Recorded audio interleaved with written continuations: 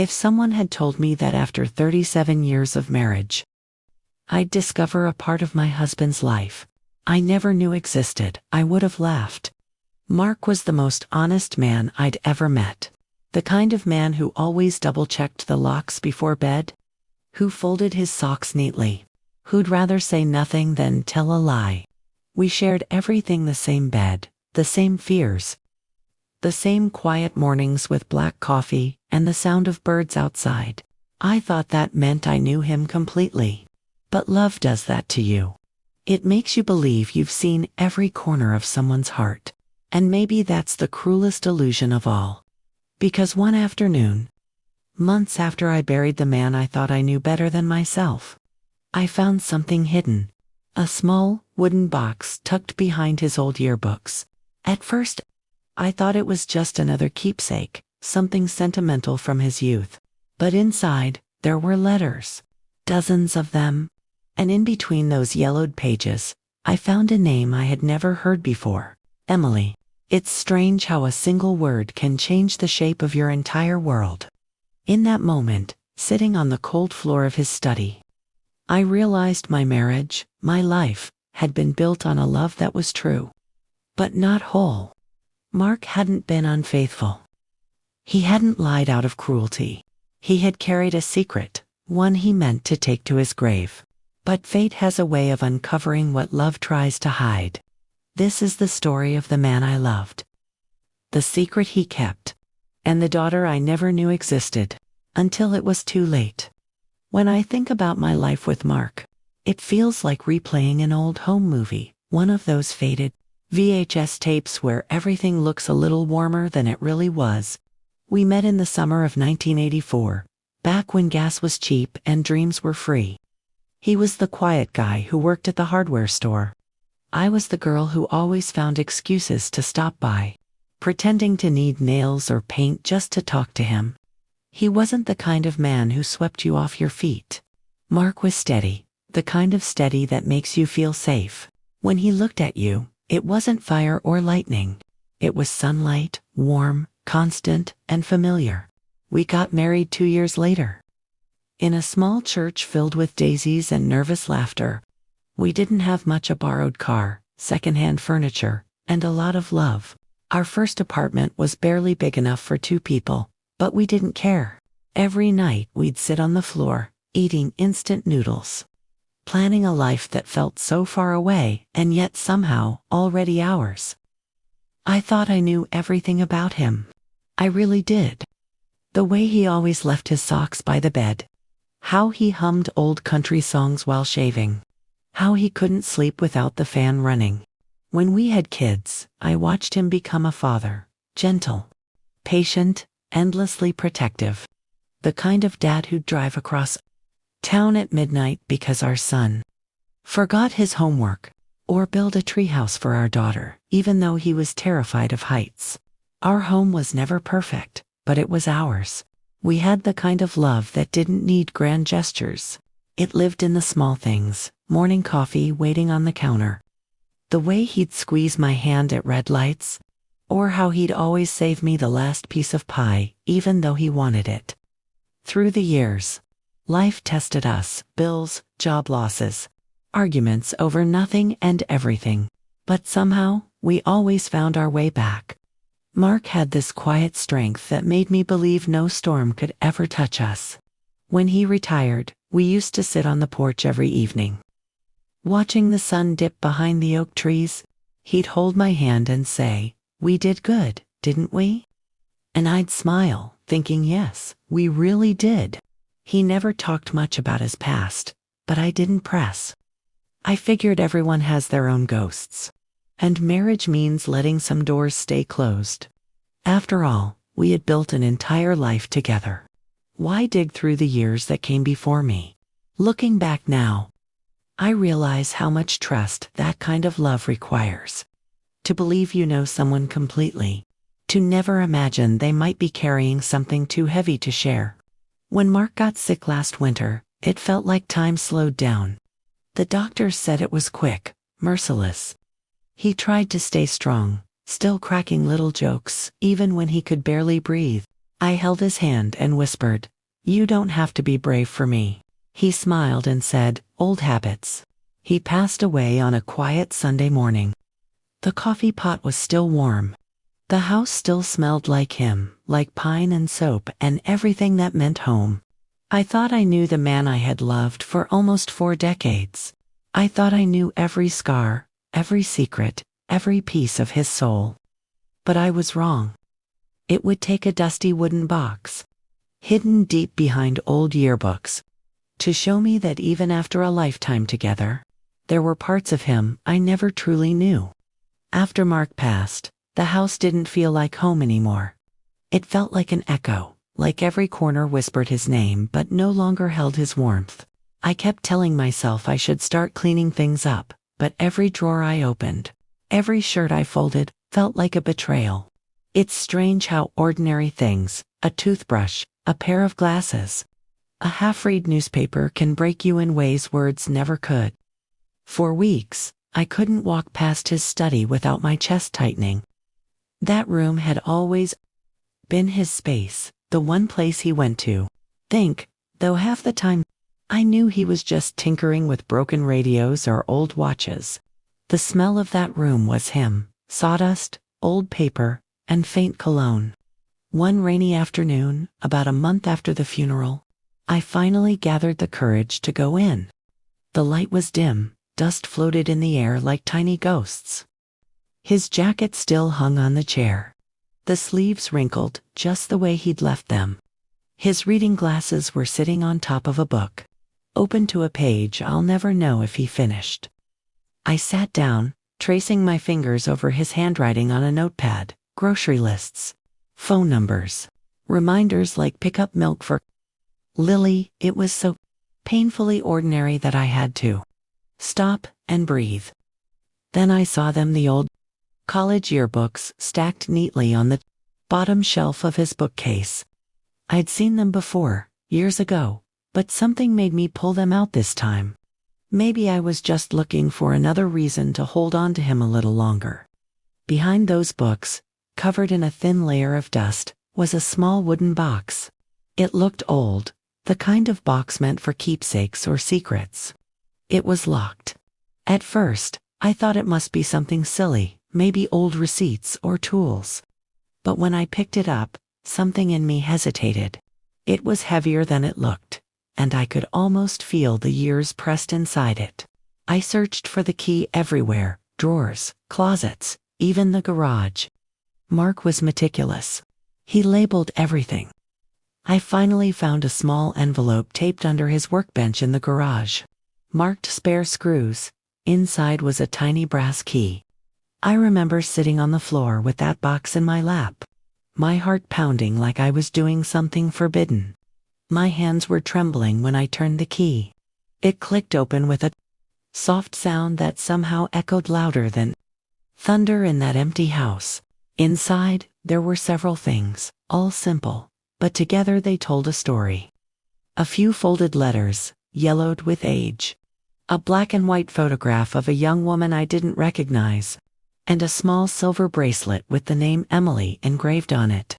I froze. Who was Emily?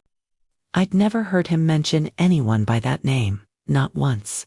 I unfolded the first letter.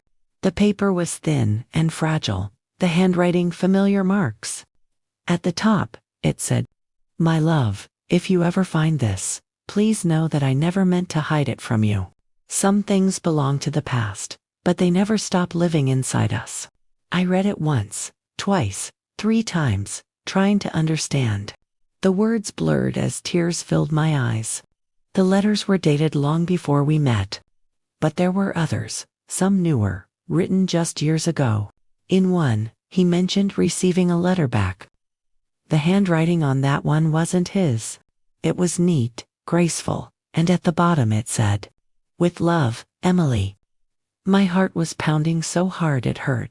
I spread the letters across the floor like pieces of a puzzle, trying to make sense of them. The tone of his words wasn't romantic. It was tender, protective, the way a parent might write to a child. That's when it hit me. Emily wasn't some old flame. She was someone else entirely. Someone important enough to be locked away in a box, but not important enough for me to ever know. I sat there for hours, surrounded by those letters, crying into the quiet. The clock on the wall ticked like it was counting down the seconds until I'd fall apart. Part of me felt angry. How could he keep something so big from me? But another part felt scared. Scared of what I might learn next. Scared that the man I thought I knew so completely might have carried a whole other life inside him, one I was never part of. When I finally gathered the courage to stand, the sky outside had turned dark. The rain had stopped, but the world felt different, heavier, somehow. I put the letters back in the box, but I couldn't bring myself to close it again. Because I knew this wasn't over. Whatever truth was buried inside those words, whatever story Mark never told, I was about to uncover it. And deep down, I wasn't sure if I was ready. I didn't sleep that night. The letters lay spread out on the dining table, like quiet witnesses to a part of Mark's life I had never known. The house was dark, the kind of stillness that makes you hear your own heartbeat. Every creak of the floor, every whisper of wind outside, felt like the house itself was breathing, holding its breath, waiting for me to understand. I kept rereading his words. They started decades ago, the early ones written in a shaky, uncertain hand. He was 19 then, barely a man, already carrying a kind of sorrow in his tone that I'd never seen in him before. I don't know where you are, but I think about you every day, one letter said. I hope you're loved. I hope someone sings to you at night. The name at the top, Emily. The next few letters spanned years, college, his first job, and then the early years of our marriage. He wrote to her like a man writing to a ghost. Letters that were never meant to be sent. You're probably a young woman now, one said. If I ever see you, I'll know. Somehow, I'll know. I pressed the paper against my chest and wept. My tears soaked through the ink, smudging his words, but I didn't stop. It was as if I was grieving him all over again. But this time, for the parts of him I never got to meet, I needed to know. So I did something I never thought I'd do. I went through his desk drawers, the folders he always kept so neat. I found an old envelope with an address written on the back, Portland, Oregon. Underneath, a note in his handwriting, Emily's last letter, minus 2015. The letter inside was from her. I can still remember the way the paper felt between my fingers, soft from time and rereading. Dear Mark, I found out you're my father. Mom told me before she passed away. I've spent years trying to find you. I don't want anything from you. I just want to meet you once, to see where I came from, to know who you are. The rest was short. She left her phone number, her email. She said she'd understand if he didn't respond. My heart cracked open reading those words. Because I knew Mark, I knew his fears, his quiet guilt. The way he carried pain like a stone in his pocket. And suddenly it all made sense. The nights he'd sit on the porch alone, staring at the stars longer than usual. The moments he'd fall silent when I asked about his past. The way he sometimes looked at our children with a kind of distant sorrow, as if trying to make up for something he couldn't undo. He had a daughter, a living, breathing daughter, and he never told me. I sat there for hours, torn between betrayal and heartbreak. It wasn't an affair. It wasn't a lie meant to hurt me. It was something deeper, the kind of secret born out of regret and shame, not deceit. I imagined him, a 19-year-old boy, scared and powerless, watching a girl he loved disappear with their baby, never knowing where she went or what became of her. And then I imagined him as the man I married, building a life with me, always carrying that invisible weight. I found another letter, written in his final months. He must have known he was dying. His handwriting was weak, shaky, but the words were clear. Emily, I don't know if I'll have the courage to meet you. You deserve better than a coward who waited too long. But I've watched you grow through the pictures you sent. You have my mother's eyes. I'm sorry for not being the father you deserved.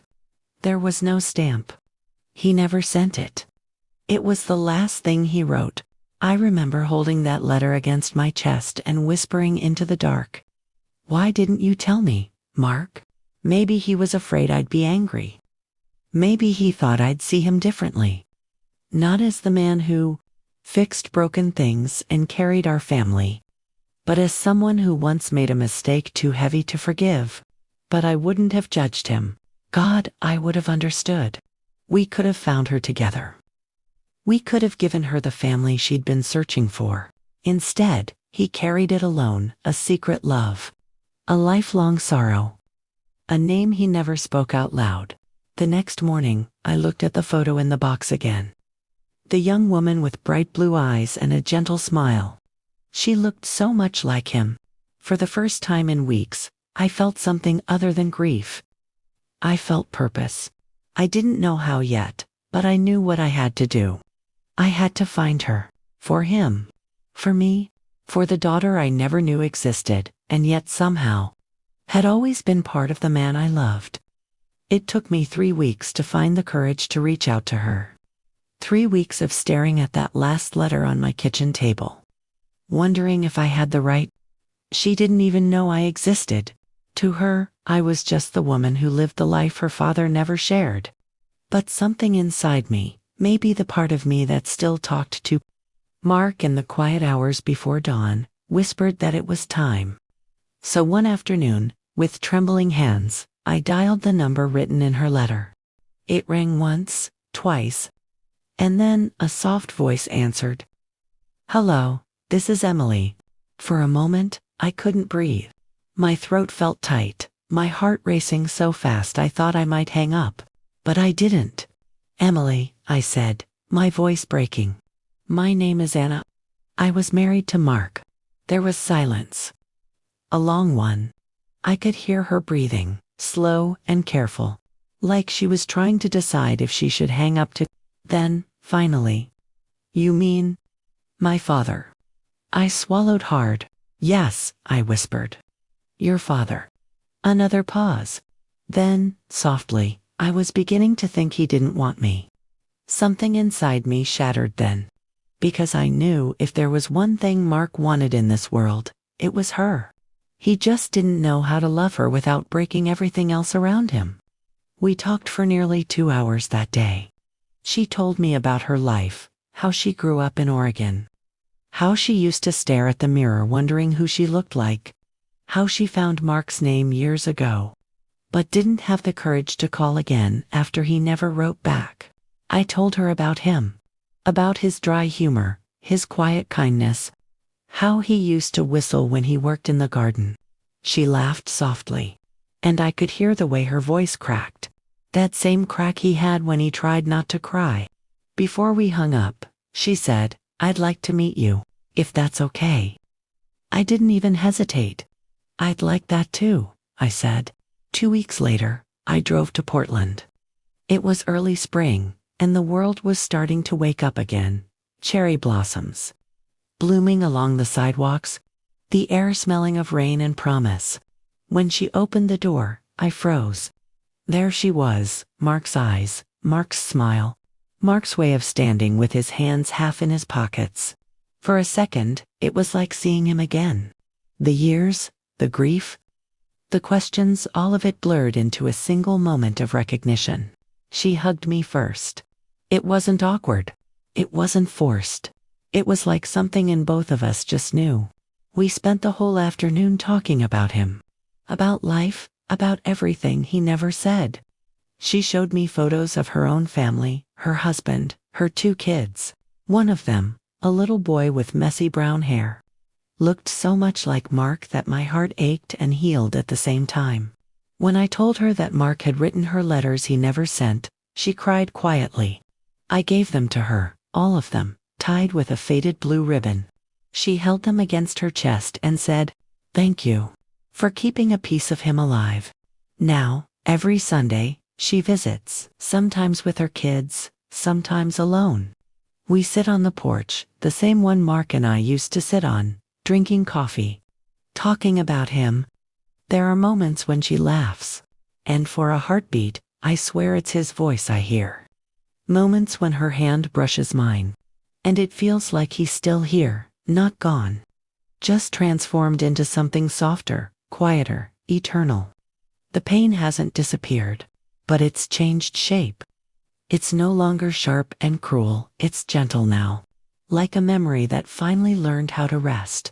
Sometimes I think about that little wooden box, how it sat hidden behind the books for all those years. I used to hate it. Now I'm grateful for it. Because it gave me something Mark couldn't in life, the truth. And the chance to love the part of him he couldn't share. Before I go to bed every night, I whisper a small prayer. Not for forgiveness. I don't think either of us needs that anymore, but for peace. For him.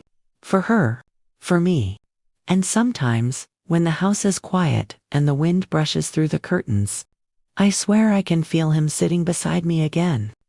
Not saying a word, just smiling that small, gentle smile that always meant, we did good, didn't we? And this time, I answer out loud, yes, Mark, we did.